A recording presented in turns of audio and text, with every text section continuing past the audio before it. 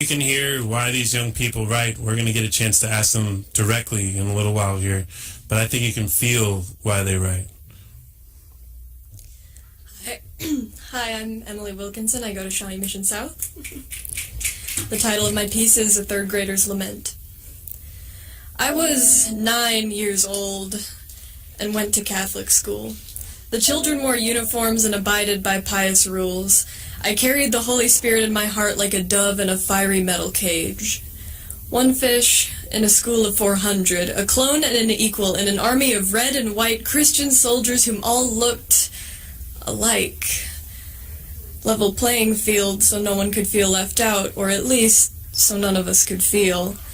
It's a funny thing when every girl looks this. Other girls laughed and called me names. I couldn't blame it on what I looked like or something that I could change when every girl looks the same. It's not a matter of how you dress, but of the ruin in your chest when all you have to offer is your heart and your mind and the world is still unimpressed. I didn't make friends, and I never slayed the dragon. The sharpness of my mind became duller than the spear in my side. I never smiled, but I never cried. I couldn't blame it on my appearance, so it had to be on the inside, looking for answers in bathroom mirrors and excuses in the imperfections of my body to explain the emptiness of my soul. I was 9 years old.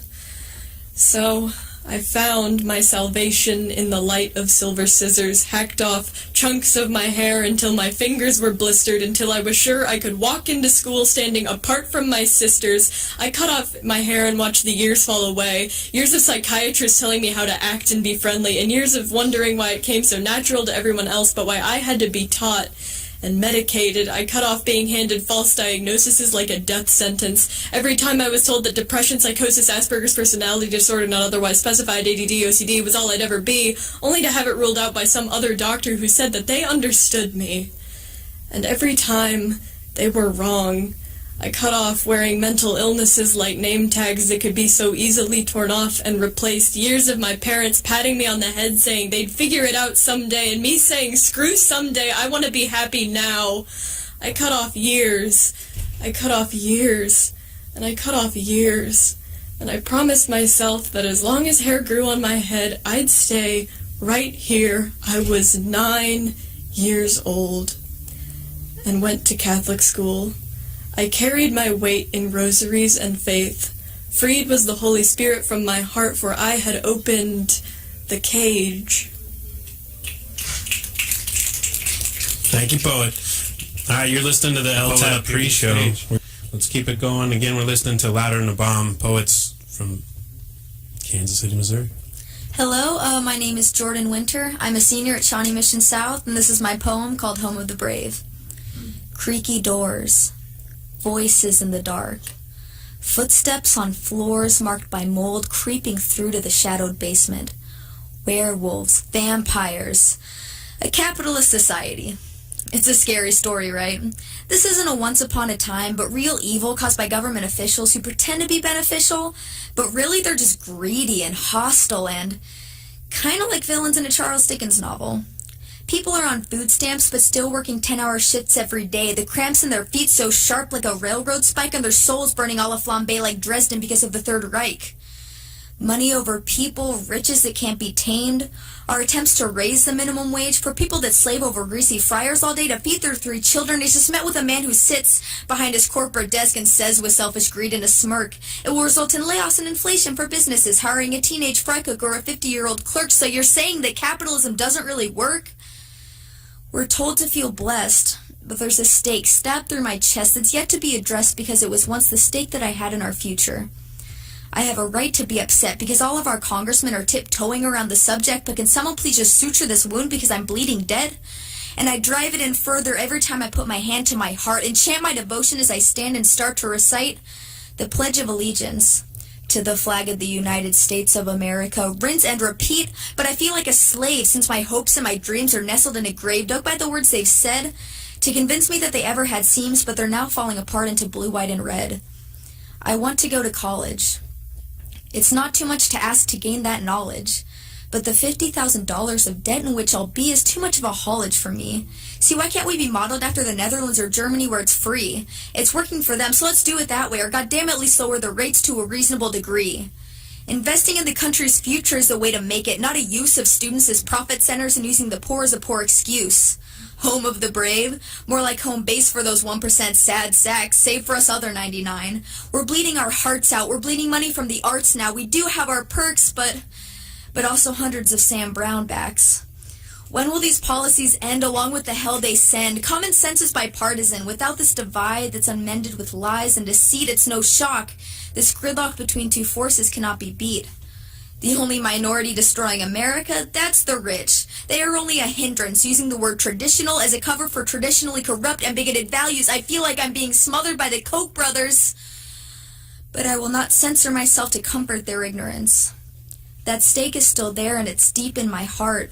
It's here for me to keep, but I can't tell who did it because I can't tell all these old white men apart. Thank you. All right, tonight you're listening to yourself. Let's keep going. We're going to bring another poet up here to the mic. My name is Rola Alismar, and I'm from Shawnee Mission South. I grew up in an Islamic household where following the rules of religion was supposedly the most important thing you could do. But in the 18 years I've been alive, I've never once prayed, and you've never cared, and I've gone to the mosque, our place of worship, about twice in my entire life, and it hasn't seemed to bother you. But I was 6 years old when you told me I wasn't supposed to show my skin, because if I did, the boys would look at me, as if the only reason they ever would be based solely on how I looked. You taught me that my value was compiled based on how others perceived me, and that who I was needed to be hidden underneath sweatshirts and headscarves. I was told to cover my body and my hair. For 5 years I played soccer, covered, body and all. You told me when you're covered, God doesn't let you feel heat. But if that were the case, God was not doing his job right. You told me I had to cover because it would somehow keep me from the sins of sex. But you never told me why my brother didn't have to cover. To you, sex was the worst sin there was. You tried to lead me to believe that because I was a girl, my worth was found somewhere between my thighs, implied I was nothing more than my physicalities. Girls should stay at home, you tell me. Girls shouldn't be friends with boys, you tell me. Girls need to stay pure, you tell me. To so many of your requests, I blindly obliged. But at the same time, I lost sight of myself. As I grew up, I was yelled at so much I became numb to it. Girls don't need to play soccer, you'd tell me. So I no longer did.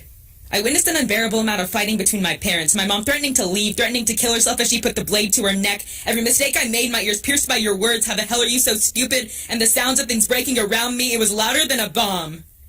I was 13 years old when I started dealing with depression. When I thought for the first time that maybe covering my skin would come in handy in case I found myself needing to hide crisscross scars. I felt as if I was behind bars and I couldn't escape. When I looked in the mirror, I didn't see myself but a barely walking, barely talking drone, shaped to be the daughter you wanted me to be. I had had trouble sleeping for as long as I can remember, both crying and thinking myself to sleep. My body was there, but my heart was buried in a casket. For so long I kept the negative feelings in the dark abyss that was my own mind. I was 16 years old when I started to see light again. When happiness was starting to be mine again, I started to regain sight of myself.